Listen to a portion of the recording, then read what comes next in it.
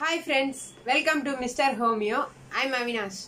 In this video, we are going to see about what is a muscle and what are the types of muscles and parts of skeletal muscles.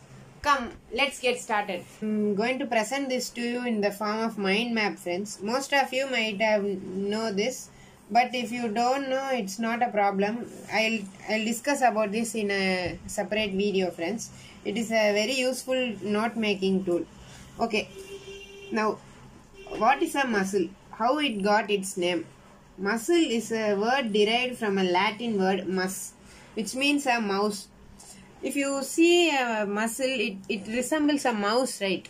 Its fleshy part looks like a mouse and its tendon looks like a tail of the mouse. So from that point of view, they named it as muscle. Muscle and tendon resembles mouse and tail, like that. And what is a muscle? How do you define a muscle? Muscle is a contractile tissue which brings about a movement. It is also called motors of the body. Next, we are going to discuss about types of muscles, friends. First, there are three types. One is skeletal muscle or striated muscle, and smooth muscle or non-striated muscle, and cardiac muscle. We will see them in detail. First, the features of cardiac muscles. Cardiac muscle is only present in the walls of heart. Cardiac is term related to heart, so it is seen in heart, friends. This muscle is very high blood supply. As we know, heart pumps blood to all parts of the body. It have to be supplied by a lot of blood, right? And it is an involuntary muscle. It is not under our control. It is controlled by autonomous nervous system. So it is involuntary. These muscles are covered by plasmalemma. Plasmalemma is nothing but normal plasma membrane of the cell. It covers the cells of cardiac muscle. And intercalated discs are present. Intercalated disc is a striking characteristic feature of cardiac muscle. It is seen only in cardiac muscle, not in skeletal muscle and not in smooth muscle. Intercalated discs are like gap junction. It is present in between the tissues of the cardiac muscle. It allows cell-to-cell transport.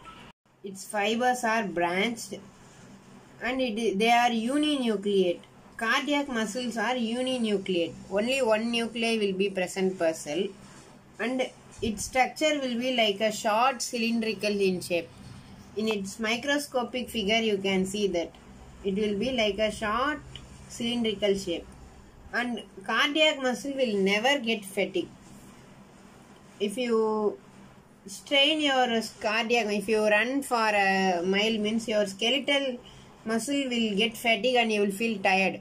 But what if a cardiac muscle will get fatigue, means we can't survive, right? So cardiac muscle will never get fatigue.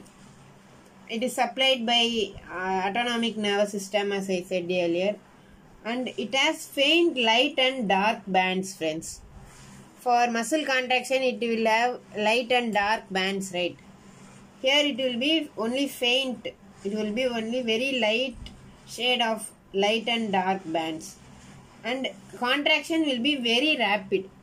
As we know, heart will be pumped very fast, right? Its contraction also will be very rapid. Okay, now we will move on to the smooth muscle or non-striated muscle. Smooth muscles are mainly present in urinogenital tract, esophagus and bladder. These muscles also won't get fatigue that easily. And it is supplied by autonomic nervous system. They are also involuntary. And they does not have light and dark bands. Light and dark bands are absent, friends, here. And their contraction will be little bit slow only. In digestive system also, you can, as we know, the peristaltic movements will be slow only, right? As compared to skeletal muscle and cardiac muscle, their contraction will be slow only, the smooth muscle. And they are covered by plasmalemma. Cardiac muscles also covered by plasmalemma. Here these smooth muscles are covered by plasmalemma. These involuntary muscles are unbranched. As we seen in cardiac muscles are branched, but smooth muscles are unbranched fibers. They are also uninucleate. Smooth muscles are uninucleate. Only one nucleus will be present, and the cells will be spindle shaped. The muscle fibers will be spindle shaped in histological view. Okay, they have only low blood supply, friends. As compared to skeletal and cardiac muscles, smooth muscles will have low blood supply. Okay, now we'll see about skeletal muscle. Skeletal muscle are also known as striated muscle. Now we are going to see skeletal muscle, friends. It is also known as striated muscle. Skeletal muscles have light and dark bands, which helps in its contraction, and its contraction will be rapid. Rapid contractions are seen in skeletal muscles. In cardiac muscle, the contraction will be very rapid. The contraction of cardiac muscle is faster than that of skeletal muscle, and they are covered by sarcolemma. Sarcolemma is seen only in skeletal muscle, not in smooth muscle and not in cardiac muscle also. Sarcolemma is the outer covering of the muscle fibers. Okay, then where they are seen skeletal muscle, they are mostly seen in limbs, body wall, pharynx and tongue. The tongue is also made up of skeletal muscle only, friends. Then the structure of skeletal muscle will be like a long cylindrical shape. The skeletal muscle are supplied by abundant blood. They get easily fatigued, friends. As I said earlier, the skeletal muscle can be easily got fatigued after so much of contraction. Then they are supplied by central nervous system. Other two types are supplied by autonomic nervous system. They are involuntary. But these muscles are supplied by central nervous system, so they are voluntary. They are under our control. And the fibers of the skeletal muscle are unbranched. And the skeletal muscles are the only type of muscle. They are multinucleate. Many nuclei are present in skeletal muscle. In other two types, they are uninucleate, friends. Now we will move on to some other features of skeletal muscles. And the skeletal muscle has some other names also, friends. They are also known as striped muscles, voluntary muscles, striated muscle and somatic muscle. And we'll see about its parts. It has two ends and two parts, skeletal muscle. Now we'll discuss them in detail. And every skeletal muscle has two ends, friends. One is origin and one is insertion. These two terms are commonly seen when we study a skeletal muscle. They are present in all the skeletal muscles. What is the origin? Origin is the fixed end during the contraction of a muscle. This end won't move during contraction of a muscle. It is a stable end. And insertion is the end which moves during contraction of a muscle. And in limbs, the origin is proximal to the insertion. But it need not to be proximal to insertion always. These terms will be interchangeable. They are ill-defined in some muscles like intercostal muscle. In intercostal muscles and all, we can't exactly point out where is origin and where is insertion, right? We can say, but they are not well defined. Okay, and there are some involuntary muscles also, like esophagus, pharynx and diaphragm.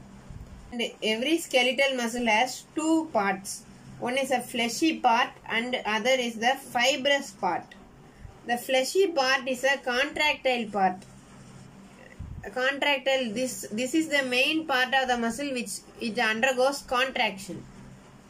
And it is also known as belly. This fleshy part is a bulky part, right? So it is known as belly. It looks like a belly. So it is called belly. Then the fibrous part. Fibrous part is a tendon. This is non-contractile and inelastic. Sorry, I wrote wrong. It is non-contractile and inelastic, friends. The fibrous part is the tendon. Tendon is the cord-like or rope-like part of a muscle. As we said in first slide, it looks like a tail of the mouse. This tendon is highly supplied by Golgi tendon nerve endings. These nerve endings will help in proprioception. It's capable of sensing the position. This is most important in case of skeletal muscle, right? Proprioception. And there is another fibrous part which is called aponeurosis. Aponeurosis is a flattened part. Tendon and aponeurosis are not same, but both are the fibrous part of a muscle, friends.